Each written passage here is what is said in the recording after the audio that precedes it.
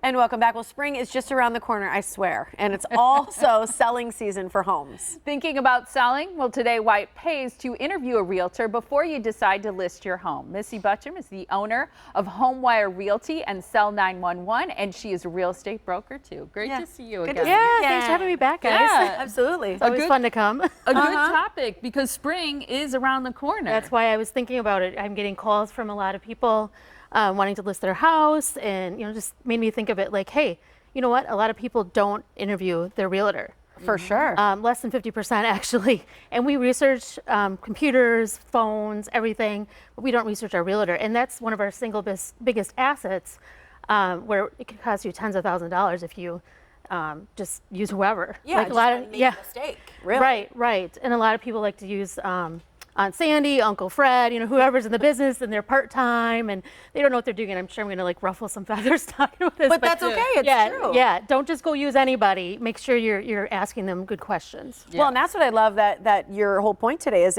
these are the top things for a seller to ask a realtor when interviewing them. What should you be asking? Yep, exactly. Well, first thing is their knowledge. And not just what did they sell 10 years ago? Was it 500 homes then? What are they doing now? And what do they know about houses and their structure and how they work and staging for minimal money and like what's a good crack, what's a bad crack in the basement, so they can be ready for anything when it's on the market. It's funny because as realtors we go to classes and we learn about forms and contracts and ethics, but there is no class on home staging, on negotiating, on home basics. So I mean, you're just kind of thrown to the talks. So it's a really good question to be asking your realtor. Yeah, and I think communication is so key, and I think people have different levels of how much they want to communicate with people when they're involved in a big negotiating process. I mean, some people want very constant communication. Right, and that's kind of my second point was communication.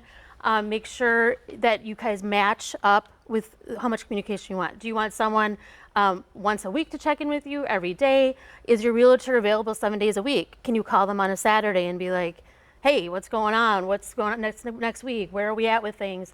The night before an inspection, can you talk to them? Or do they have an assistant and they're passing them off already after it's listed? I'm a 7-day-a-week realtor. I answer my calls. If you call me, you get me. That's what people like, though. They want to know that's that personal connection and care. When it comes to that, another one of your things is lack of training needed to be an agent. Do some people not do all the training? Well, that's like I was saying before, where our classes to be a realtor, I would say it doesn't take a brain surgeon to be a realtor. Classes are pretty simple. We take our tests, but there's nothing on like home basics or being a negotiator, or it's not on that. You just kind of have to go above and beyond and have the experience. What about technology? What are the questions, or what do you need to know as it relates to that part of it? So yeah, that's kind of my last point on there is technology.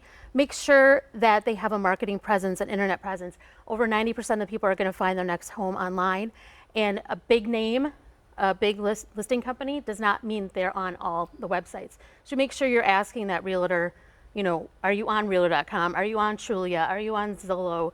I own a small company. We're less than 30 agents, but we're on over 1,000 websites. We're on all of it. So your listing is being seen everywhere. That's good, because sometimes when you just Google it, it may or may not pop up, and like my husband's big into the Google ads, so make sure your house is everywhere on Google. It's true, because that's how people really do things these days. Do you help people just advice in general, just like selling your home for cash, listing, like all the questions that people have? Because I think a lot of people are first-time buyers or first-time, sellers of a home that they grew up in or what it may be.